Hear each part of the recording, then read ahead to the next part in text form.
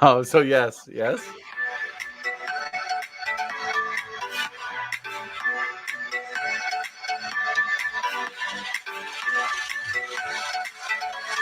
Come on, Steve. Well, you always can do. You only can see. All you can see is what's above the neck up. You can't see what's below. You don't know what I'm doing down below. You know.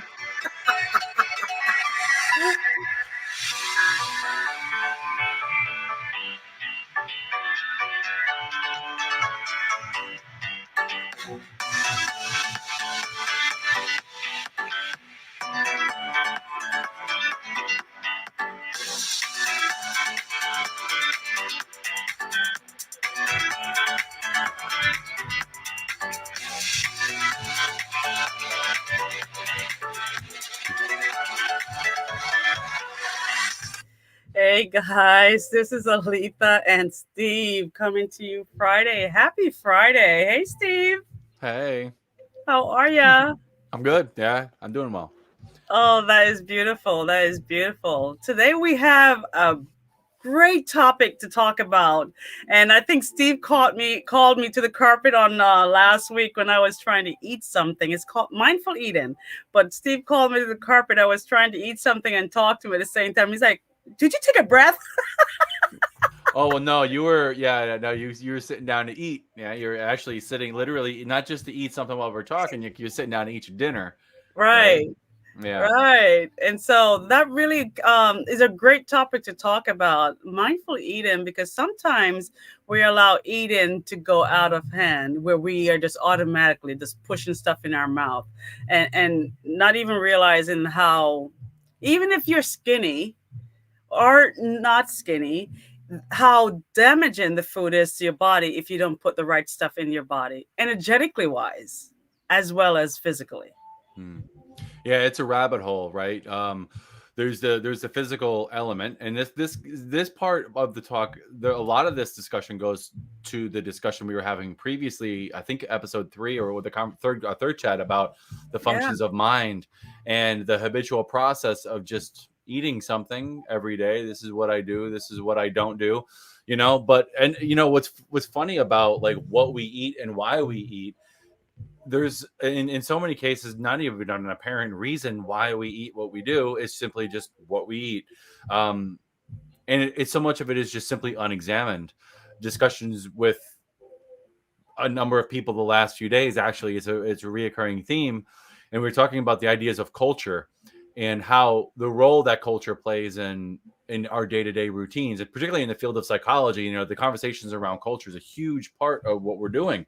Um, but there's this other interesting theme that seems to be popping up as I examine it, and culture. What did I say? I said at one point, like, culture doesn't beget reason. Mm. Just because cultures do something or we do something culturally doesn't mean that is logical Mm-hmm. That's a great or point. reasonable or a reasonable choice. Yeah. And then our presuppositions about what we eat and drink and do on a regular basis is that it's just what we do. And in my experience, when I was trying to change what it was that I was actually eating, the greatest resistance came from my family members Mm. because I Wow. was transforming my culture. Right. And it was a really interesting dialogue that had to go on with Thanksgiving meals. And Mm. I'm not unique in this whatsoever. It's Oh a very, gosh, very no. common thing. So it's very difficult to be pushed into, we said this before, the company you keep is stronger than your will. So the Mm. people that you're around and the environment that you set yourself up in when we're talking about these conversations, it's a very multifaceted, complex reason why something ends up in our mouth. That's Not even right. to mention the biological drives, which we're going to get into in the microorganisms, which is another That's interesting one. right. That's right. So without further ado, we're going to start with our meditation and guided by Steve, right? Yes. And we would just want you to ask you to sit in a safe space, not driving, not operating any equipment, and just become present. And when you're ready, Steve, we can just go ahead. I'm going to I think I'm going to say, even if you are driving, you can do this practice while you're driving. Hmm. Okay. We're going to do one today that you can do while you drive, because what we're doing is actually practicing mindful eating, which means that this meditation is a tool and a practice that you can use while you're eating. You can do it at any waking state. You're not going to close your eyes when you're doing this. We're practicing mindful awareness. All right. So actually we can do this for the sake of this. We can do this with our eyes open as a way to practice the use of a sense, right? Having a sense activity. The senses are at work, I'm trying to say. And then we can come under that and just simply be aware of what is happening. So we can do that. So while driving, you can do this practice. I use this practice repeatedly, but it's a practice that I use before my eating. But before I eat, I try and have a mindful space. And this is one of my go-tos. So it's the 1 minute meditation. We did it before. 5 seconds in, 5 out, 10 in, 10 out, 15 in, 15 out. It's such a there's so many reasons why it's a powerful tool. So do it while you're driving.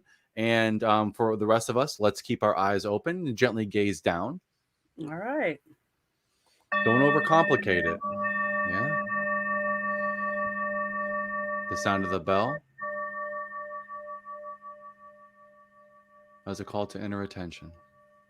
Bring the awareness to the center of the chest. We're just feeling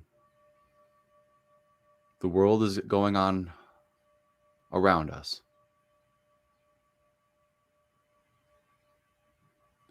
Bring in a nice full 5-second inhalation, nice and smooth. Eyes are open. Last 10% at the very top. Grab a deeper breath, pull it in, and then let it go out. Nice and smooth, 5 seconds. 4, 5. Pull it in for 10. Nice and gently, smooth.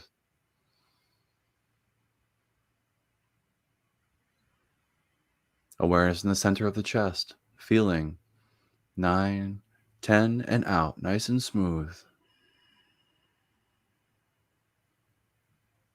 Let the belly relax. Legs relax. 9, 10. Now fully in. Nice and smooth for 15. 5, 6, 7, 8. You can hear the count inside in the center of the chest. Listen. All the way up, a little extra air, and then nice and gently out the nose or the mouth. You got it. Under the mind and the movement.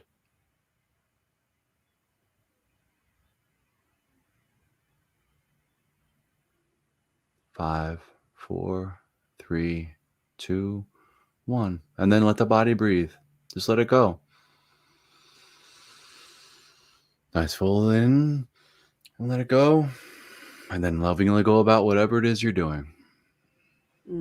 Nice, nice. So we have a presentation for you guys, and I hope that you will enjoy it. We're going to start with just a quick presentation that talks about mindful eating, and we're going to talk about each slide. And so without further ado, let's just do this presentation. I'm going to share my screen with you.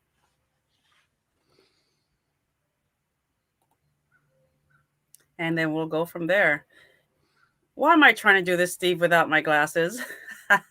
Yeah, I know it. Because you're trying to keep away the glare. Yeah. Yes.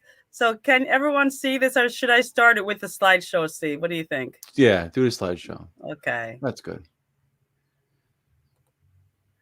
Let's do it. So, guys, we're talking about mindful eating. The contents on this show and website are for informational purposes only and are not a substitute for professional medical advice, diagnosis, and or treatment.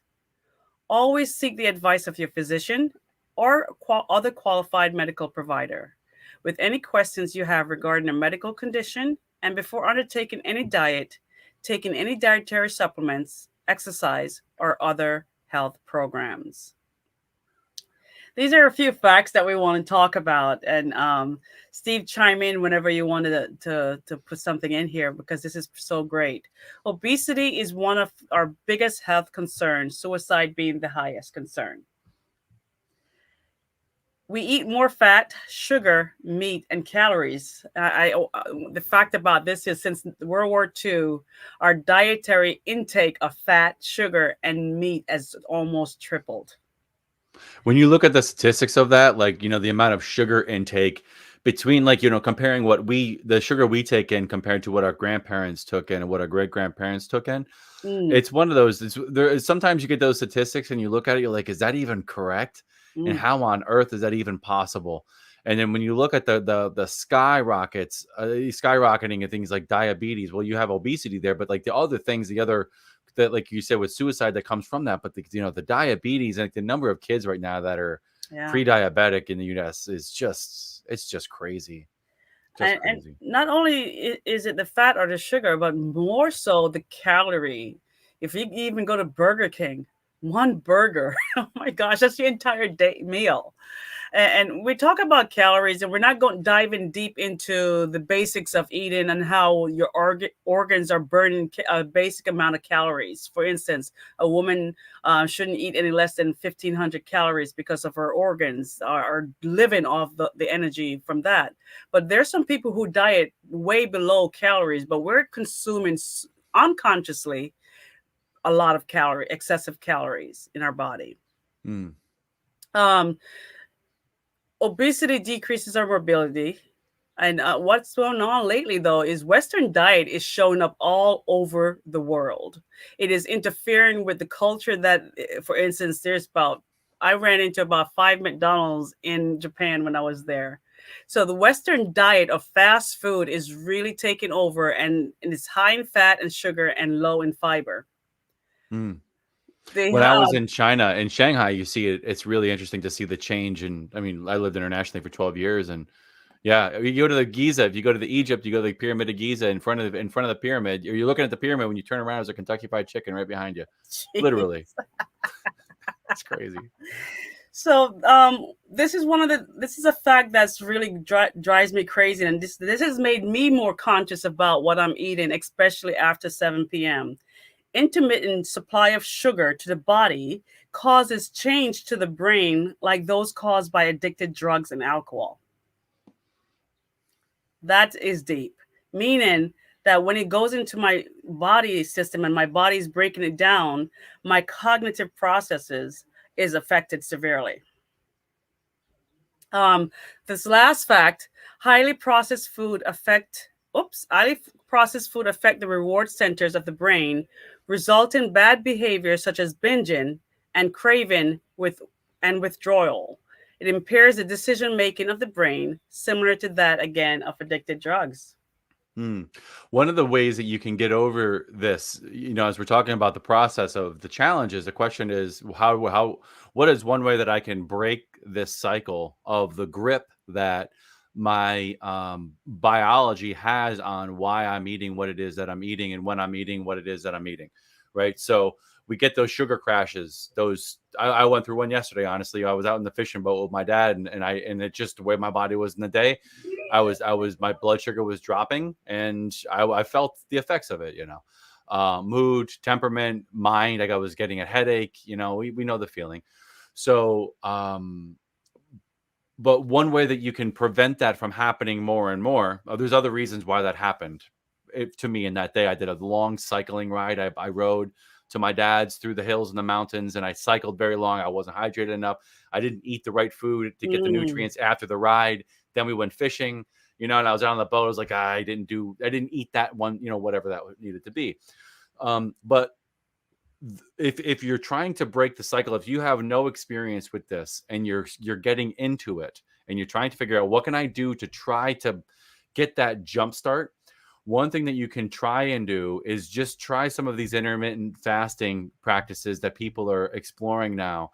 And if you can get even of a jolt into like a 24-hour fast where you tell yourself, okay, look into it. Of course, we did a disclaimer already about medical professionals, and look into it and think about it. But if this is your first time being exposed to it, then what we're doing is you're going to prevent. You can drink water in the morning, maybe have a cup of black coffee, but don't eat anything until dinner the next day, and just give yourself that 24-hour cycle of the body having to go to the stores of fat and tissue and everything to use the body's extra energy that it's already stored to support the, the whole process of what's going on. So it's a really interesting process, because what's going to end up happening is you're going to go through suffering and misery, Mm-hmm. likely, is in that first day. All of a sudden your body's going to be going to all the toxins and the shit that we Yeah. have in our body, in our tissues, in our stores, but you got to burn it up. And it's one of those things that you don't want to exercise and you don't want to push yourself because it's going to feel like crap. But if you can get through that, you're going to break the cycle of those sugar binges, or so you unlock that and you break it, and it's much easier to manage any changes that you want to take moving Mm. forward. Now, there's a lot of reasons why you want to look into this, but it's an interesting investigation. Mm. That was a good point, Steve. A really good point. Uh, Let me see what else is on this slide.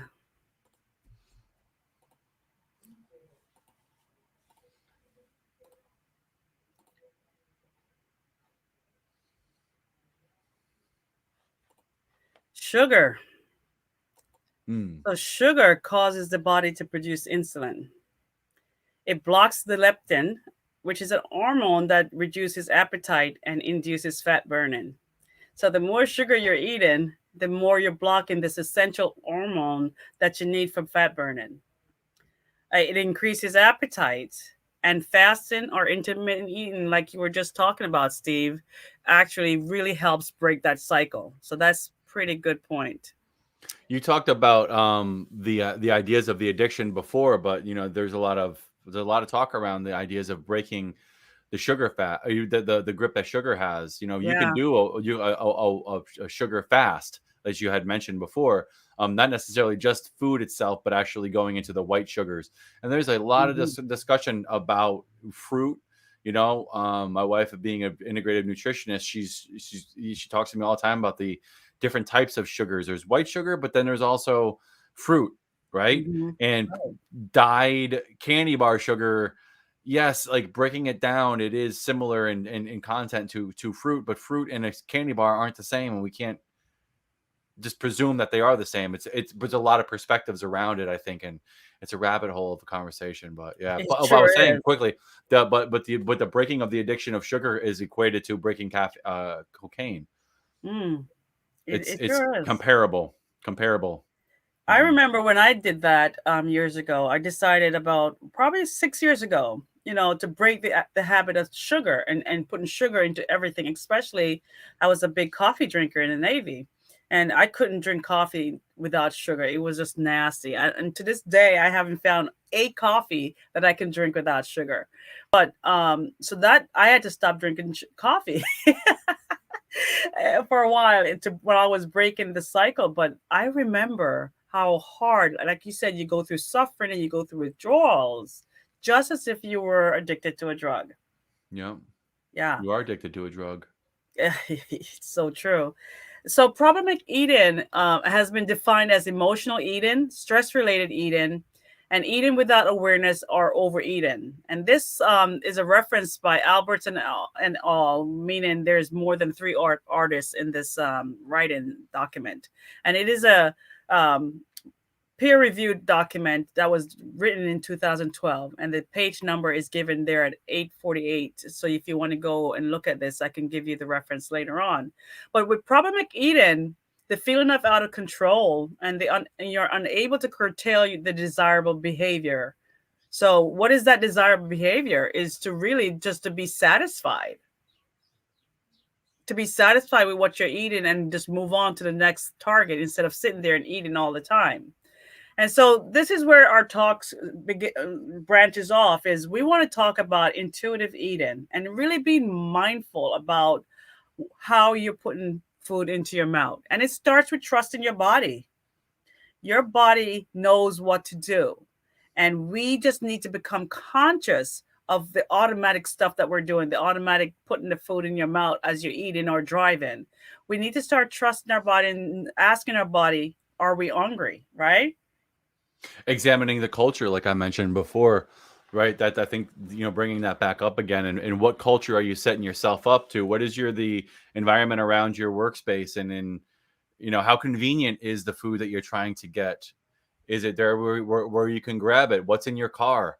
You Mm. look next to my father-in-law's recliner. It's just like, dude, it's not surprising you're having a hard time losing weight.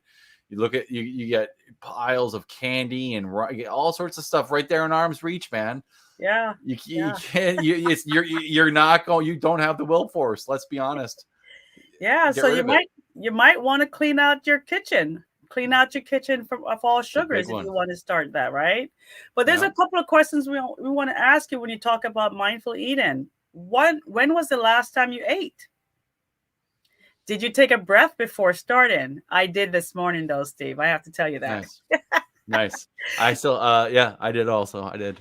Did you enjoy it? And this was what I struggled with this morning. I had to really go through this question. I had 30 minutes to go before I had to sit down and do some work before this podcast. And I was starting to feel the anxiety and the stress of shortening of time, right? But then I asked myself the question, am I worth it? And as soon as I asked myself that question, I said yes. And so I commenced to just slow down. I took out some fresh mushrooms and sliced tomatoes. And instead of making a regular omelet, I started slicing everything and feeling the touch, the tactile portion of the process, putting it into into the cast iron pan and putting olive oil in there. And the entire process of creating and letting the onion cook down and the mushroom cook was so soothing for me. I really absolutely love it. So there's a question that I forgot to put on here is, are you worth it? And then you have to tell your body yes. And then you take that process and really, really slowly start doing the preparation of your food. And when you eat it, did you enjoy it? What taste came up to you? What feeling, what memory, what sensations? Was it your favorite flavor? How long did it take for you to eat it? Or do you remember eating it at all? This is the part where most people just don't. Wolfing down food seems to be common practice in most homes lately. It's probably a good thing because half the time we're eating food that tastes like complete garbage anyway. Really, like half the stuff, like particularly if you're out there, you're getting fast food. If you switch your culture and you start to cook at home, and you start to make homemade food, even if it's a burger, like sure, go with your burger, like, but really, I would, like look at what are the types of food that you're eating. And if we're looking for the nutrient-rich food that's going to serve the body and serve the mind, etc., and study it, make it a process of learning a new recipe every week, every 2 weeks, maybe that's a good one. Yeah. Like you talked about cleaning out the kitchen, but and it's just like the cleaning of the process of the mind. If you have a type of thought that you want to remove, you need to replace that mind, that type of thought, with another type of thought. That's true. Right? So we're so removing true. something from the kitchen, removing something from the refrigerator, and then what am I putting back in its place? Okay, you know what's something crazy? Like even something as simple as ketchup. Like look at the sugar content of ketchup. It's insane, particularly the no-name brand generic, and it's not even sugar anyway. It's some other chemical crap that they're putting in there. And then when you taste it, like if you've been eating that for a while, and just find a different ketchup, and yeah, it might cost a little bit extra, and this is where the brass tacks comes. Like really, okay, well, this bottle of ketchup is this much, and this one's this much, so therefore I'm going to go with a cheaper one. That's also part of the equation. But if you taste the high quality or the natural pure ketchup, it doesn't even taste the same. Syrup is the same way. You know what I mean? Like maple syrup compared to like the garbage log cabin ketchup. It's so fake. It's not even real. So you're looking at replacing that stuff. That's easy stuff to get rid of. The difficult stuff is what do I cook? What am I going to make? How do I even know how to make this type of stuff? A lentil stew. What the hell is a lentil? I didn't know what a lentil is, let alone make a stew out of it. So it takes a commitment of study and learning and getting onto sites. And then, you make that one recipe. What's the recipe I'm going to make within the next 2 weeks? And then you can make that change. And then you got the ingredients for that recipe, make it a little extra, put it in the fridge. You're cooking for the next, you're good. but it's a Yeah. process, man. It takes months and months for this to work out. But you know what? You just presented something about when people don't know, and doing encouraging them to do the research. But also, we're not alone, guys. We are Mm, social beings. So you have a friend that knows how to cook, or you have a friend that's a nutrition. Reach out to them and say, "Hey, I don't know. Would you like to be my accountable partner?"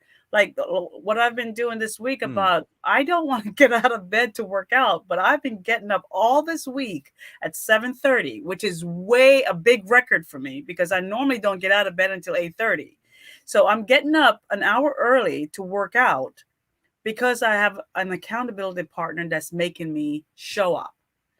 And so sometimes with the food, if you want help and you can't do it alone, just reach out to someone that's in your circle of influence to help you How with awesome this. if you can get a couple of people, but they get a different recipe, you get a different recipe. You make extra, you share it with each other, and now everyone's got an extra meal in the week. Exactly. The tough stuff, the tough ones are like lunch. What are you going to do for lunch? Yeah. So that when you're at work, you've got the food already, and maybe it's already warm. So we Mhm. reserved to actually getting like the little igloo thermoses, or thermos, but you can Yes. put soup in it, or like stews and things like that, and you can heat that up in the saucepan in the morning, and then you're rocking and rolling, and it's just a pot of soup that sits in the freezer or in the refrigerator all day. Right. Or if you make extra that much more, freeze it, and then you got it. Like it's not just a meal. Like think Yeah. big. When I Yeah. was competing for my figure competition, I would literally lug around this big picnic basket cooler, and it had all my meals in it. So by the time if you're at work for 8 hours, you need to have 3 meals with you. And so I had my 3 meals. I had my half a gallon of water because I couldn't drink any more than a half a gallon there, but you're supposed to drink a gallon for the day, which is impossible for me lately. But I had everything prepared the night before, put in the cooler the next morning and gone, so that I didn't wasn't tempted to go to the lunch cafeteria to buy something that I don't even know how it was prepared, how much salt was put in it, how much sugar, if it was processed or if it wasn't processed. So I knew exactly what I was putting into my body. And that was a choice I made. I consciously said, I am concerned about what I'm putting in my body. Because it mattered to you. It was It valuable mattered. to you. Yeah. Yeah. So it So comes down to that, I think. yeah, it does. What are your value systems? Is it something that you find meaningful and purposeful? And if so, then you'll make the change. If not, you won't, and you'll suffer accordingly. I like that. Let's share a few more slides. Yeah. This slide is going to show you the brain feedback loop. Okay. And I'm just going to talk for those who are not able to see this. We're going to just describe it. Steve, do you want to talk about this, or do you want me to? You go. I'll All I'll right. chime in. All right, so your brain has a response system, a feedback loop that talks to your limbic and talks to your frontal and talks to your all portions of your brain. But what happens when you have a positive cue where you are purposefully telling your body that you're hungry and you want to eat? It's really important to talk about the fact that on one side there's a positive effect where you're happy and you're relaxed and you're eating consciously, but when you are having a negative emotion, a negative thought, and you're stressed out, guess what? The negative clue keeps going into a loop constantly, where you're just increasing your salience, increasing negative reinforcement. You start increasing that negative reinforcement, your body just keeps eating it, keeps eating it. But when you talk about trying to be positive, though, and giving a positive reinforcement, just reward yourself with a meal that you're consciously stopping for 5 minutes to really look at it. And Steve, I'm going to save Steve the hassle of eating in front of him. But I bought this apple. I bought this apple. So if you were consciously, you're feeling stressed out and your boss or something is getting on you, you have a target that's due and you need to go eat and you don't have anything, but you remember to bring something like an apple. Before you even eat this apple, you recognize, just stop and look at it. I mean, look at it. What color is it? Can I add? Let me add in something here. One thing that I think could help, and what does help me, at least I'm examining like how I would go about this Hmm. process personally. I become aware of the fact that I desire a meditative state. Mm, exactly. Love That's it. my aim, is a meditative Hmm. state. And Hmm. then the food is part of the process of experiencing a meditative state while I'm eating. Yeah. And if I can't, and I'm sitting there typing, maybe once in a while, I even pick up the apple and feel it. It feels good. It feels strong. Put it back down. I'm keep typing, and I'm like, okay, maybe I should bite it. And I bite it. What does it? Was it crunchy? What sounds came out of it? The interaction with it, was it juicy? What did it smell? What was the smell? Did it remind you of anything? And so what that's doing, as Steve says, is putting you in that meditative process. It's actually slowing your brain down, taking that stress and refocusing your stress to something more mindful. Absolutely love the process of making that choice to be in a mindful state. Mm. Yeah. Now, healthy diet, guys, consists of whole food. It consists of fruits and vegetables, the less processed food. And this is the part that I absolutely love, is the fact that we can arrange a diverse amount of food, diverse colors, diverse types, textures in your diet. Because colors, there's certain food that has a certain color that absorbs a certain mineral or a certain vitamin. So you want to diversify your food coloring as well. I think bell pepper is one of those example. The red one is sweeter. For me, the yellow one is sweeter, but the green one has nothing, not much sugar in it. It didn't Mm. capture that much sugar. But the red one, the yellow and the orange ones are extremely sweet. So when I have a sugar craving, that actually eating a bell pepper, a yellow or orange one, actually curves that craving. And the sugar from the pepper is actually better because it's processed faster through your body. Another tip too. I was hearing. And actually, we've made the shift on our home. We just use coconut sugar for most of our sweetener Yeah. because it doesn't. Coconut sugar doesn't impact, or it impacts, but there's something about the glycemic index, Hmm. so you don't get the peaks of the sugar when you Right. get with cane sugar. With coconut sugar, you don't get the the impact on the endocrine system, which is nice. Yeah. And then finally, I want to show you this slide about water. It's really important, guys, that as you're eating, that water is also very, very important to the processing of your food. So take a look at this slide, guys. Your brain, 83%, kidneys, 83%, lungs, 85%. Your body, the human body itself, for women is 60% water. For males, 65%. In your blood, 94%. Muscles, 75%. Your heart, 75%. Your eyes, 95%. So our body is mostly water. And I don't know if you recall that research that was done, Steve, about when you take a glass of water and you start putting energy into it before you drink. That Mm. is also a conscious decision to look at the water and say, this water is going to nourish my system and my cells. Before I take it in, before I drink it, I thank the water and I put love into it. And I just really, I'm conscious about how I'm drinking my water. It's a Almost, prayer in a sense, also. Yeah, yeah, it's a prayer. It it's a is. relationship. So, of course, Harvard's School of Public Health recommend a healthy eating plate where you have more vegetables, more grain, and a healthy protein and fruit in your salad, in your plate. So you quarter your plate, and you actually three-quarters of the half of your plate is vegetables with a little bit of fruit, protein, and whole grains. And so I can't eat with all that stuff on my plate, to tell you the truth. So my fruits But it's go not one really meal well. though, right? It's a whole Yeah. bunch of it's through the day. Yeah, I can't eat fruits unless it's separate. So for me, I Mm, make a choice as how I'm making my healthy plate. Um, gotcha. Well, to stick on that, just to put a pin in that for a minute, like in mhm. speaking about how we make our healthy plate and how culture is a huge factor in this. To so many of us, what is on that plate is a complete. We mentioned before is a completely unconscious experience. just habitual, right? Yeah. Some of us have power over what this plate is made up of, and some of us don't have power over what this plate is made up of necessarily. Yeah.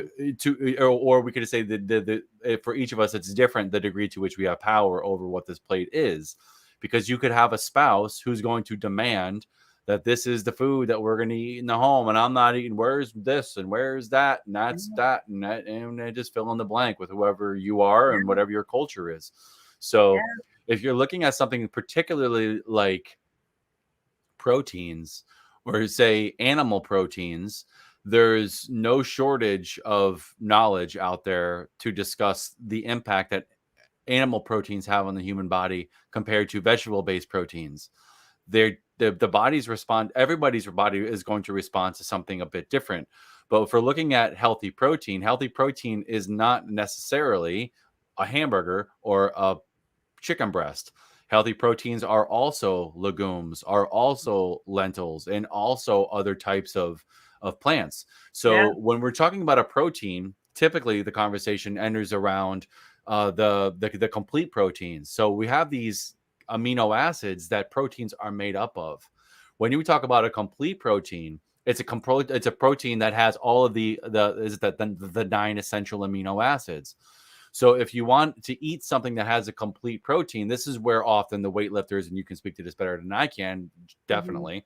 But like, where do they? What are the go-tos other than a powder? It's chicken or Yeah. tuna or you know what I mean? Like, these sorts of the go-tos because they're a complete protein.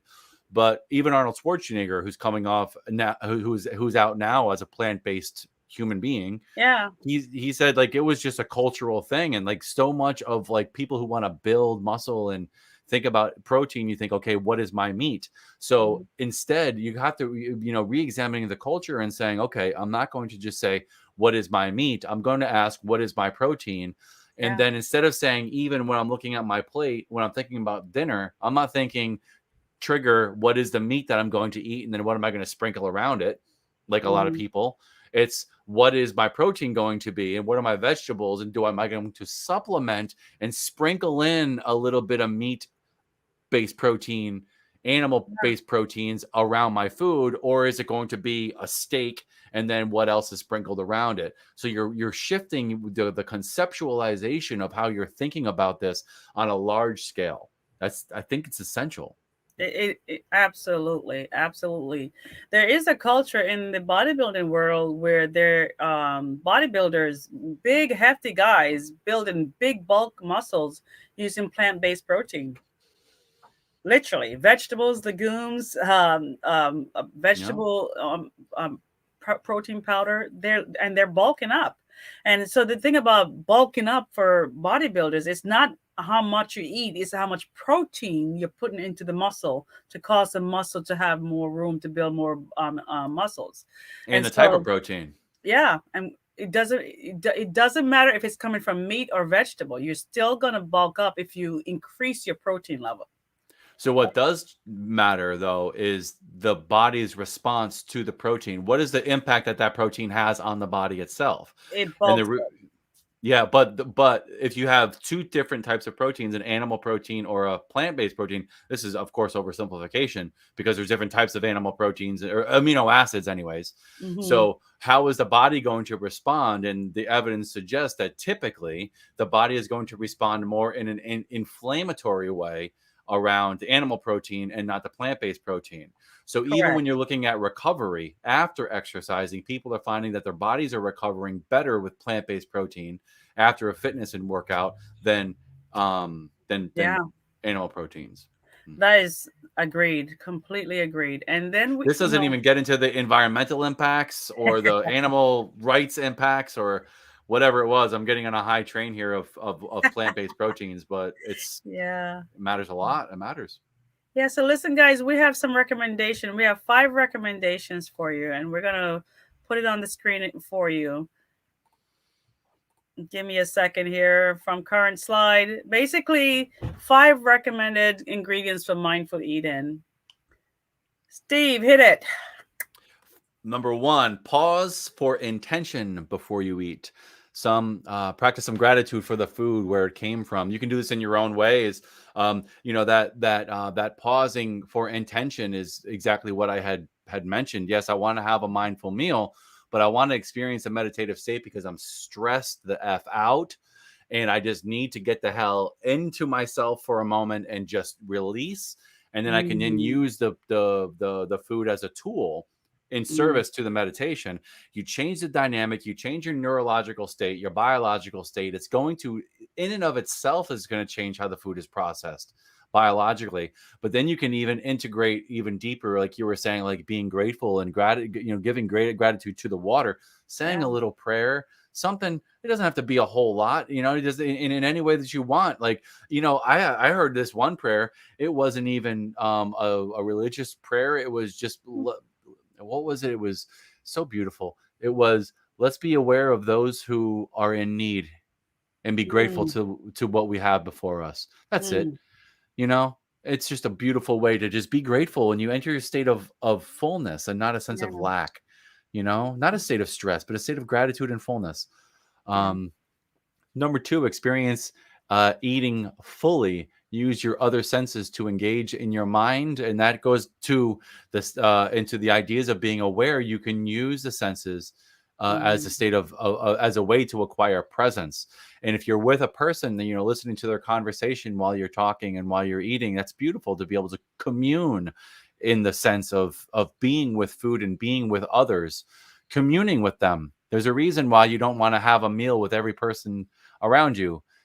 So with someone, you enjoy their space, but have a relationship with the food, and eat it, fully taste it and fully eat it.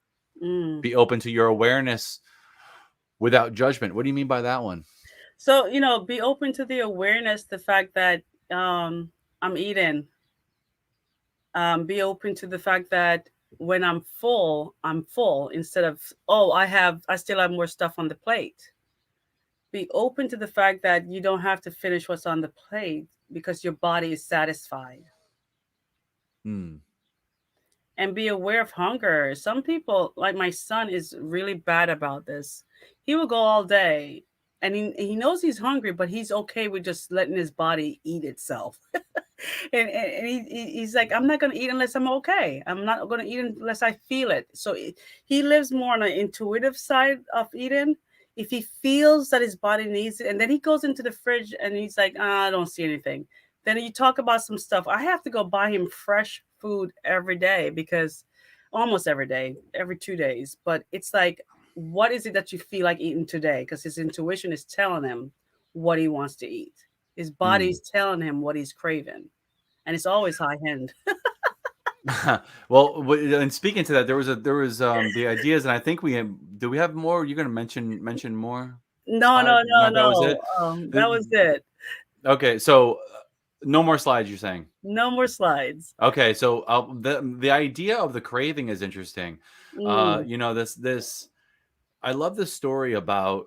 It's a story about a parasite. I don't know the name of it.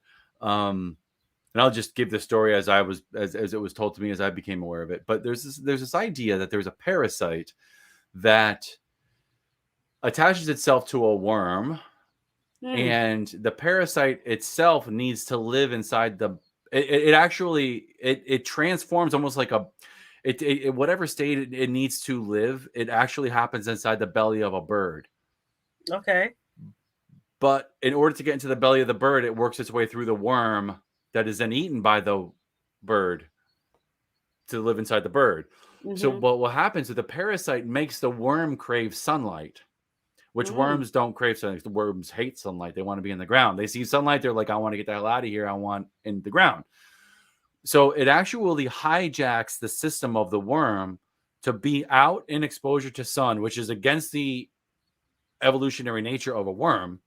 So it's hijacked the entire evolutionary nature of the being to do mm. something counterintuitive to its survival, so that it can be eaten by a bird, so that the parasite can actually live inside the belly of the bird.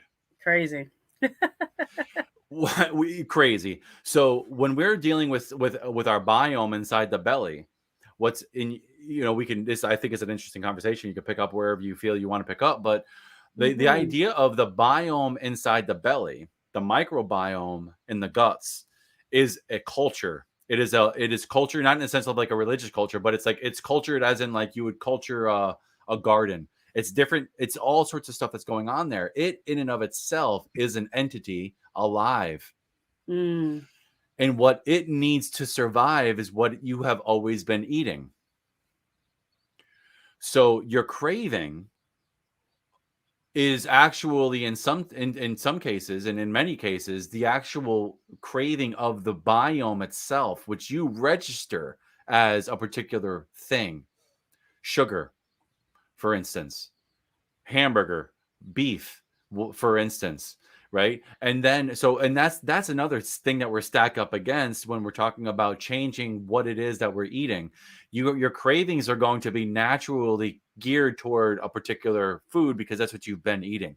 And particularly if you're low in fiber, when you start eating actual plant in fiber rich fiber foods, which the body needs and the guts need for the healthy biome and the healthy probiotics to Hmm. grow within the belly to bring about a better healthy system, they Yeah. require fiber. And so much of our processed food is absent of fiber. Mm. So when you start to eat the fiber, the guts are going to start to change. You're going to get gassy. If you start eating Yeah. quinoa, and you've never eaten quinoa before, my mother-in-law, she's going to say it. She's like, yeah, my belly's tight. It's like, yeah, well, that's the body processing the fiber. The Yes. biome is going to shift. Give yourself a couple of meals and see how the body responds to it, Mm. and then work your way toward this process. But then again, there's allergies, right? There's Right. all sorts of different allergies and intolerances that we have towards foods that we don't even aware of. Yeah, and yesterday I introduced the prospect of using Ayurveda. So Mm. Ayurveda talks about what is your are you Pitta or your Vita or your Kapha, and so are you Mm. fire, water, or you earth, and also learning about this ancient way of studying the body and feeding the body what it needs. So there's so many things that we can talk about with mindful eating, but be mindful of what your body consists of. What's your spirit? Is your spirit fire? Is it water? Is it earth?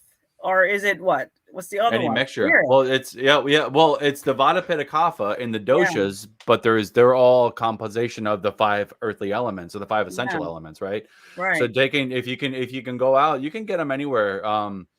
Those dosha tests, and Yeah, you'll they're find out where free you're at. online. Yeah, yeah. Absolutely free online. You take the test, it tells you what you are, and you can just become aware. Like that last slide recommend, become aware of what you are. What is in your system? Are you fire, earth, water? Because Vata is fire and air. And so you want to know what it is that's in your soul and really tap into your intuition, because your intuition already knows the solution to what you need to go in what direction you need to go in. You Yeah, just that's have to part of the tap in. research. Yeah. Yeah, It's that's part. interesting. I loved when I was learning and getting into the doshas and researching those things. I found it really interesting. And it gets into like, if you're pitta, like I'm high pitta with vata a bit. Uh-huh. Excuse me. But That's it. learning that certain types of foods would trigger certain temperaments. If I'm Mm, eating the high fire foods, I'm going to find myself more irritable, more addictive, more prone toward addictive responses. And my body temperature is actually higher. I feel it, if it's out mm. of whack. So I can eat certain types of foods, or we all can eat certain types of foods that can help balance things out a bit more. It's a really interesting examination. Mm. There's a gentleman, I'm in Washington, right? And he's on the other side of the Puget Sound, and he has this place called Back to Eden. And Mm. all of his food are grown in the ground, and he doesn't eat anything else other than plant-based food. But what's so beautiful about what he's done to this garden is he's taken wood chips and the pines, and he was saying he's a veteran with MS. He was saying he was looking one day into the forest and he saw all these trees thriving and surviving, and it dawned on him that they don't need to be watered unless nature waters it for them. So why are we overwatering and growing our plants in that essence? So what he did was he took all this wood chip from the city and put it all over his garden, and that's he doesn't water his garden. But what comes out of the garden is this rich, sweet vegetables, beets. You just pick up the beets and eat it. I actually experienced eating a beet from pulling it straight out of the ground and eating it. The Beet carrots were leaves so are amazing. If you can get next time you're there, grab a beet leaf and eat it right off a beet. Whoa, that's good stuff. exactly. So one of the last recommendation that was this is the fifth one is contemplate thinking about growing some of your own. Because when you put your hands in the ground and you expose yourself outside with the vitamin D, and the act of doing something, giving you to yourself the autonomy to know what you're putting in your body, really does empower your mind and your body and your spirit in a good way, right? Mm. So, Steve, One did of the you want to? recommendations with the one pointed mind, one of the games we discussed is green space for students, and Mm, integrating green space into your environment itself. But man, yeah, if you can get engaged in even like a local community garden, like engage in those processes, and those are really incredible.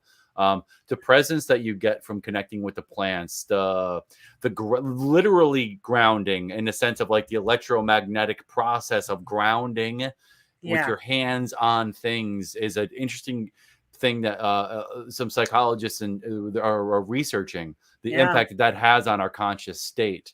Literally grounding. Yeah, because we're not grounded. We're in shoes or we're in a home or wherever it is, and we don't really get the grounding. We're disconnected in a lot of ways. yeah. And I think this is a really good point to end with a really good grounded meditation. Steve, you agree? Yeah. But before I have a test for you. For There is a me rapid fire or anyone. questionnaire survey that I do with all my guests, but you're beyond my guests anymore. Hmm. But you missed yours, so I have to ask you these questions. Okay. You ready? So the instruction is I'm going to say two words. You pick which word comes to your mind first. Don't think about it. Don't give reasoning. Don't back it up in the Okay. court of law. You just answer it. Bam, bam, bam. Okay? Am I gonna get in trouble with any of this stuff? No, I promise. I All got right. your All right. back. All You right. ready? Go. Red or black? Red. Fire or water? Water. Oh, drums or piano? Piano. Cry or dance? What is that? Cry or dance? Cry or dance? Yeah.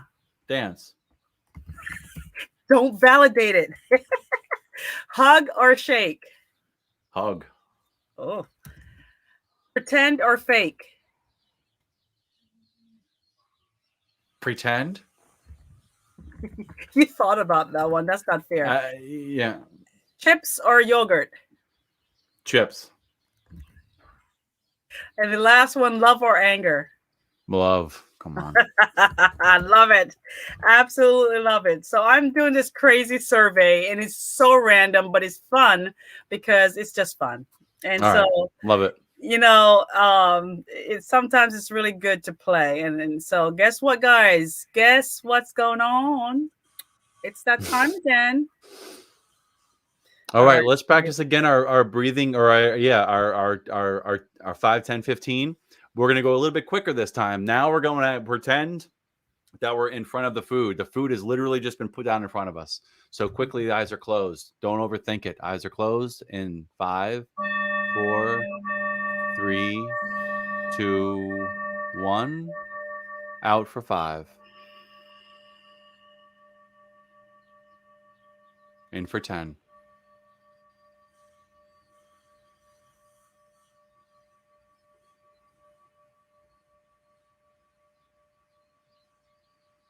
Out for 10.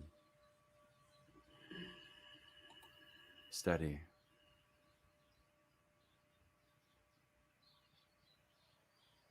Come to the body. In for 15. Move through the body.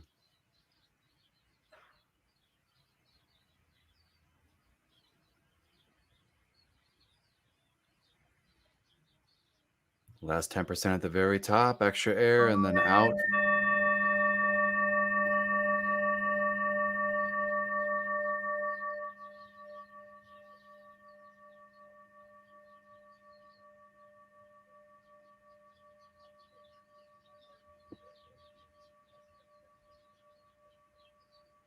Then let the body take a breath as it needs to.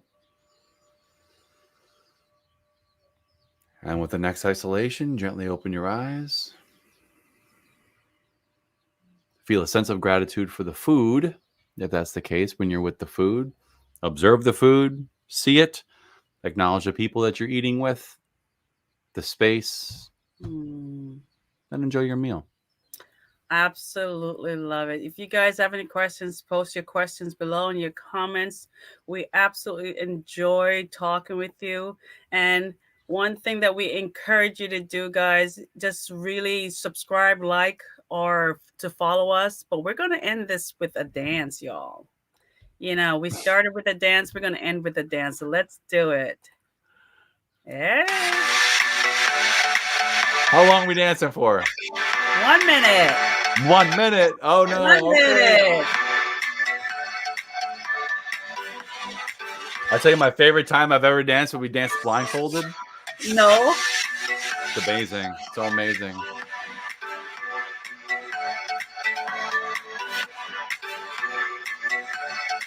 Oh, my cat's over here. Dance with my cats.